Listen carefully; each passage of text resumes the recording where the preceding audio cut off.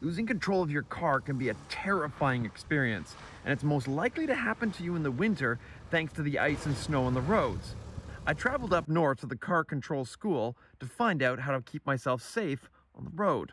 But it really comes down to two basic driving maneuvers: the front end skid and the rear end skid.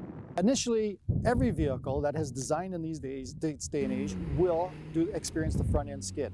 If a driver messes up correcting the front end skid correctly, he'll end up in that rear end skid. So how do you deal with front or rear end skids? I found out that it's all about where your eyes are looking. So if you're looking into the ditch, you'll end up in the ditch. So what's really key is looking where you want to go and then steering where you want to go. Your hands will follow your eyes. With that front end skid, the correction is simply ease off the throttle. That's a speed problem. They're going too fast in the corner, so it's a simple speed correction. Sadly, most drivers will almost invariably overcorrect, put too much steering input into that, and that's what gets them into trouble. That'll put them in a ditch or put them into that rear skid. Now, if they're in front wheel drive or all wheel drive, with the rear skid, they have to look where they want to go, steer where they want to go, and believe it or not, give it a little bit of throttle, a little bit of gas, which is totally counterintuitive. So the back end is stepped around. I'm looking where I want to go, which is helping me to steer where I want to go.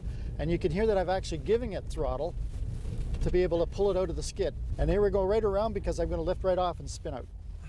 And that's what's natural for everybody to do, is they scare themselves when that back end starts to slide around, so they'll lift off the throttle. And you can see what it does. It makes it worse. But what about something simple, like changing lanes when there's snow on the ground? And when they get into that snow, one side of the vehicle will start to slow down because it's in the deep snow compared to the other side. They'll get scared, they'll lift off the throttle, that makes it worse. Where in actual fact, with front wheel drive, most rear wheel and all wheel drive vehicles, they'll actually need to just give it a little bit of gas to pull themselves through that. So that's just a few tips on driving on snow, ice, or even wet roads. Be safe out there.